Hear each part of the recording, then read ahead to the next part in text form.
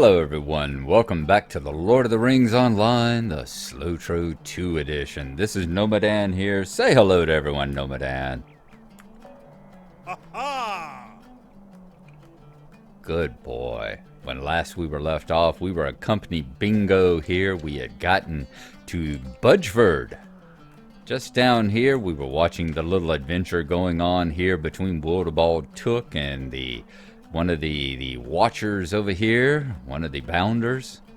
And Bingo was sort of voicing his approval that yes, he can understand the adventurous spirit, even though we've had several delays on our journey as we've gone along. So we're done for this. We are going to go meet him again on the Brandywine Bridge in about 4 levels. His next level is recommended 16, so that's the point at which we will take it on. In the meantime, we have got a bunch of quests to be done over in the far side of Staddle and around the Midgewater Marshes, and we've got the tour of Bree to take care of as well. We need to go, no time for tours to take care of there in Bree, where we talk to Barliman Butterbur. So that has to be done. Let me take a look at our inventory here right quick. Are we wearing Cutleaf's boots? Where is the cloak? Is this the cloak that I'm thinking of? Where is it? Where are you at? There it goes. This is the Harbinger's cloak, right? Yep. Let's go ahead and use that to get the plus 8% out of combat run speed. And that should have popped up here, I would imagine. Yep, quick feet. We get 30 minutes of quick feet with a 30-minute cooldown, and that's what we're going to do. We'll take every little bit of extra little boost that we can have as long as we're running along here and not yet horse available. So we're going to head to stock, take the ride back over there to Breetown, and then we are going to go to the Prancing Pony and talk to Mr. Barliman. And I will see y'all when we get back over there. Coming up on the pony, we decided that we would just run over from... we got to stock, and stock their pony there, their stable there, didn't go anywhere else but over to Brandybuck and back over to Hobbiton. So we ran over to Brandybuck and grabbed a taxi horse over here to West Bree. So we have gotten that stable now. I didn't bother with showing it to y'all. Y'all been there before with Narwhal. Y'all know the route. But we got no time for tours. Let's come around and let's talk to him a little more directly here. Man himself, good old Barliman Butterbur. Been having lots of problems here lately that have been a lot like Barliman Butterbur's, I tell you. I love one of his favorite quotes of mine from him is where he talks like his mind is like a storehouse, and that the things that you want are always getting shoved to the back as you're moving more stuff in. And I've had that feeling quite a bit lately. No time for tours. There's so much to do. Oh, hello and welcome to the Prancing Pony, the pride of Breetown and the surrounding lands. Are you here for news or for nutrition? We have both and plenty to spare. You are an adventurer unless I miss my mark, and that happens but rarely. So, is it news then? There's no shortage of it, that I tell you truly, and most of it bad. Listen well, my new friend, and you will hear some of what ails us in Breetown. Breland. Investigate some of these leads, and you will find adventures wherever you go, and turn some of the bad news to good. My friend Adzo Haybank is a hobbit, a good sort, and he dreams of building an inn on the road west of Bree. No easy task that.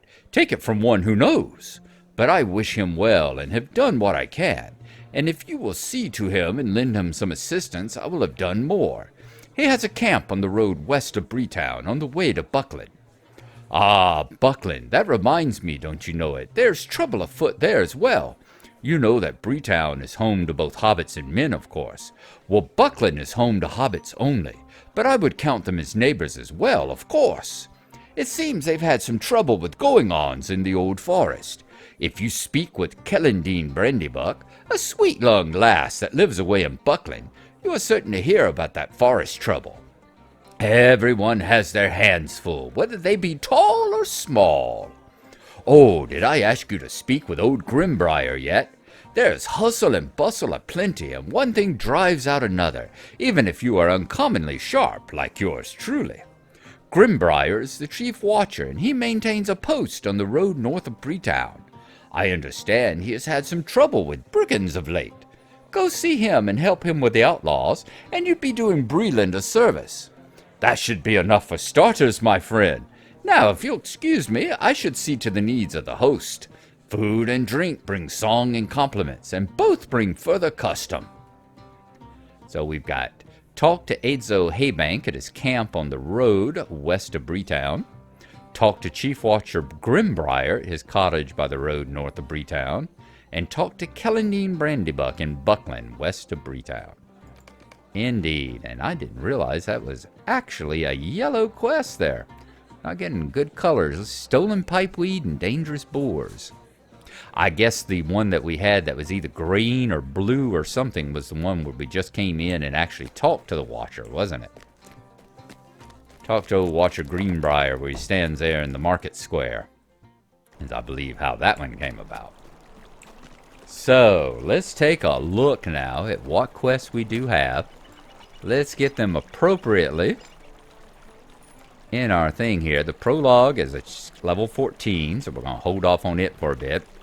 We've got the dangerous boars, the gamey bogs, and the stolen pipeweed. So let's go.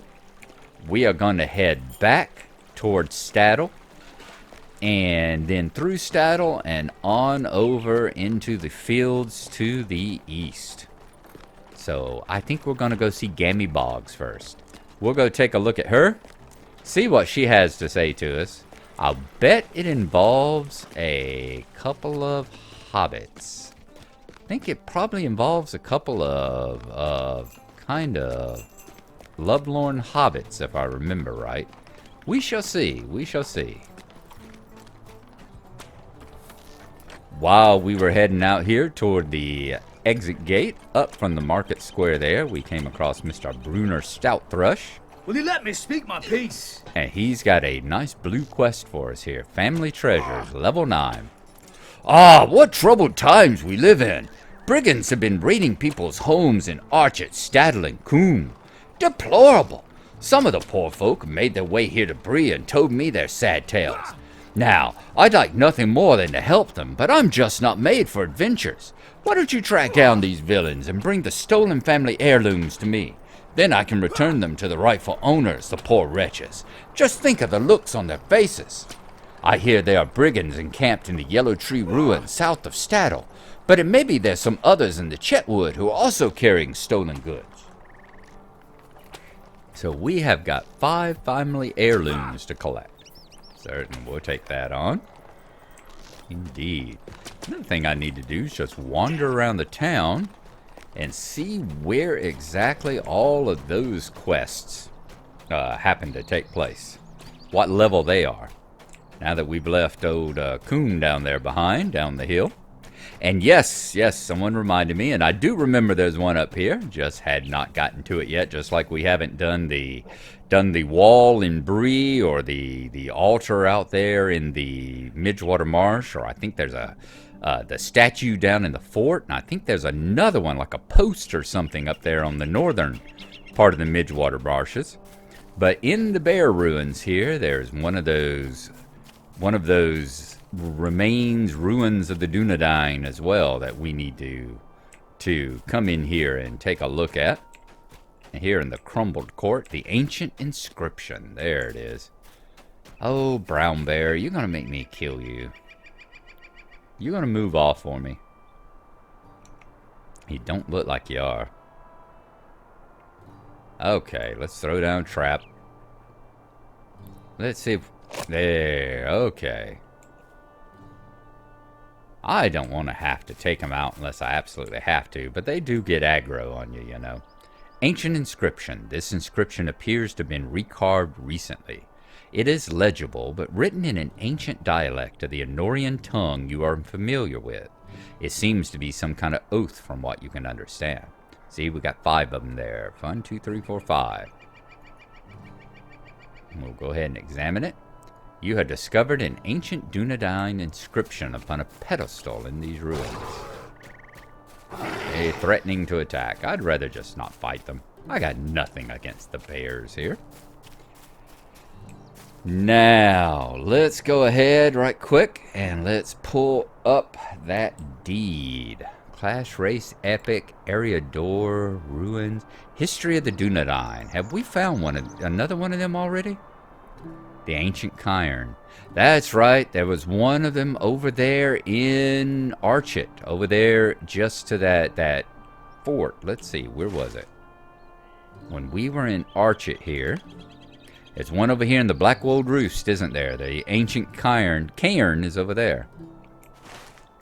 So that's the one. I'd forgotten there's 6 of them. So, whoop, nope, not the quest. Back to the deeds. So we use the Ancient Cairn. We're going to use the Ancient Inscription now. The runes you found seem to be very old indeed, and in style of ancient Anorian script that few would readily recognize in these times. While you made out only a little of it, the inscription is likely an oath of fealty taken by Gnarlo to their lords. The men of those days put great store in ceremony and oaths, and believed that to break one would bring a terrible curse upon the oath breakers. Few men put much store in ritual and ceremony these days, save for the Rangers of the North, who are rumored to have descended from those very Gnarlo who once ruled Arnor. Perhaps they are the ones who have protected the inscription from the wear of time. 4 more to find, and we will find the 4. The Gnarlo statue is down there just south of us in the ruins south of the Yellow Tree, which we may be going to soon. The ancient crest is the one that I think is over here in Bree, just north of the Beggar's Lane. Ancient altar is out in the middle of the Midgewater Marshes, and the obelisk is at the north where the Midgewater Marshes comes in contact with the Chetwood. In fact, we were probably very close to it when we were there at that farm killing the Warg Mother, the Den Mother and all. I think we were probably very close to it then.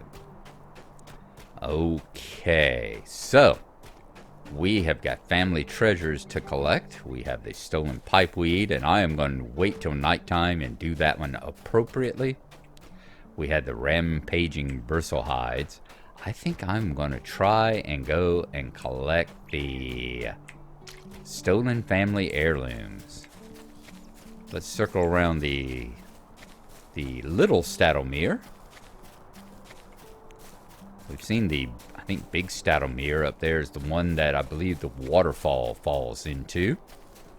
Just at the cave that is the Blackwold Bandits hideout, I believe that is the big Staddlemere, or they call it the regular Staddlemere, the Staddlemere. But this is the little one. And you can go fishing there. There's a fishing vendor right there. Rampaging bristle hides. Well, you know what? Why don't we take out one of them while we're at it? Might as well. And put this trap we were using a little while ago to good use.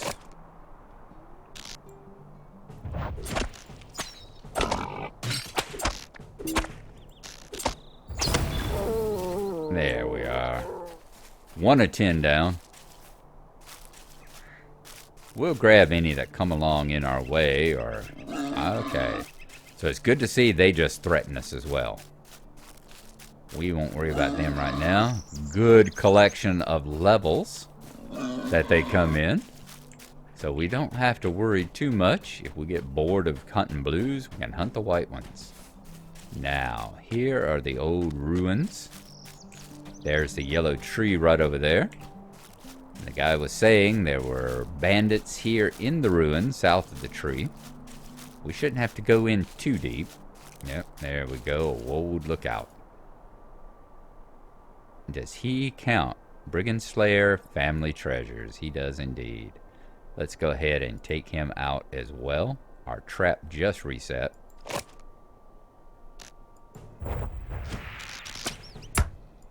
Oh, Archer's Duel. Very good. Maybe Skunkwold shouldn't have made a deal with those foreigners. You think? You think? Another family heirloom there. Family treasure there. 4 more to go. Let's see if we can continue our way on in through here. Now the poacher is going to be an archer also. Or the scout. The scout will be an archer. So we are going to take the poacher there and nail them to the ground. Oh, don't have a correct amount of focus. Well, let's get some, shall we? Yep. Put the poacher to the ground and go after the other one.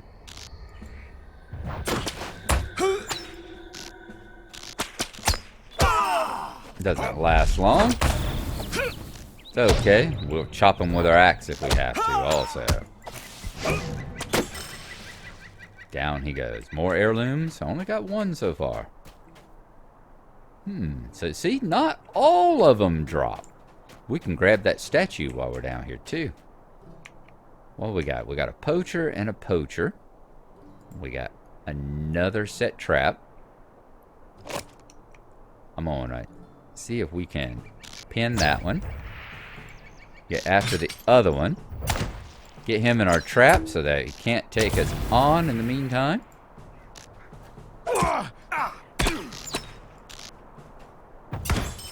And down he goes. 3 heirlooms. See, it's not entirely. You're not going to get one every time. So there are still a few little echoes of the life as it once was before everything dropped whatever treasure you were looking for. Here's the statue. We will go ahead and collect it. Fine statue of Gnarlo craft, surprisingly well kept amongst the ancient ruins. You have discovered the statue of Aranath, first chieftain of the Gnarlo. Let's head on back out. We'll be having spawns behind us. The guards, and if we necessary, he will respawn here. There'll be another one respawn at the other entrance. In the meantime, we are going to take a look at the statue. The worn but noble visage engraved on the statue discovered belongs to Aranarth, the first chieftain of the Gnarlo after the fall of Arthedain. The statue was probably created sometime after the wars that destroyed the Old Kingdom, most likely by the Rangers who hold Aranarth in great reverence. It was in good repair, suggesting that they tend it to this day. The memories of the Gnarlo are long, and their respect for the dead borders on obsession at times. And indeed it do, and I believe we remarked on that, about how when you got down to Gondor, when you got to Minas Tirith, and heck, when you get up there in the lands of Numinos, the city of Numinos, there in Evendem, we've seen where their houses that they build, the tombs they build for the dead are better than the tombs that they're putting their commoners in. Or better than the houses that the commoners live in. So you have to go, You know? That's something I've commented on before. I have talked about it. The whole... I know I talked about it back with Gnarlo when we were discussing that certain section and everything. I think we had the same discussion, and we talked about then that one of the things that's a little tougher for American audiences to grasp, to grok, is that whole aristocracy aspect. We've still got another 5 minutes left. Yep, 5 minutes or so left on our quick feet. I am going to head back on up to Brunner at the gate up there. But that is something that's difficult for us to grok. We don't have that innate feeling of aristocracy that especially Tolkien's generation had. And I'm thinking in particular where the instance of the scouring of the Shire, I talked about it then. when you've got Saruman, who has done so much evil and so much horror and is responsible for the deaths of so many people, and Frodo will not let the hobbits take their revenge against him. He's like, no, still your hands. He is, even in his fall, he is of a high and noble order that we should not even begin to raise our hands against. And it's like, what? Our country, that's one thing, and we just celebrated July 4th, you know, the independence. Our country is a country of kingslayers. To borrow a term to borrow an idea from the Game of Thrones, we're a country founded on kingslaying. We don't, or at least let's say we didn't used to tolerate aristocracy very well. In the current social and political situation, I can't say what exactly we're going toward, but we used to not worship people just because they had a bunch of money or a bunch of prestige or thought they should be in charge of things. So, anywho, I don't try to make this into a political ramble or anything, so we'll just stop right there and get back to Middle-earth, where there are no politics except for the nice clear-cut, black and white, good and evil. Let's talk to Mr. Bruner here. Hello, Mr. Stout Thrush. Why are you bothering me? Because I'm bringing the stuff you asked, that's why.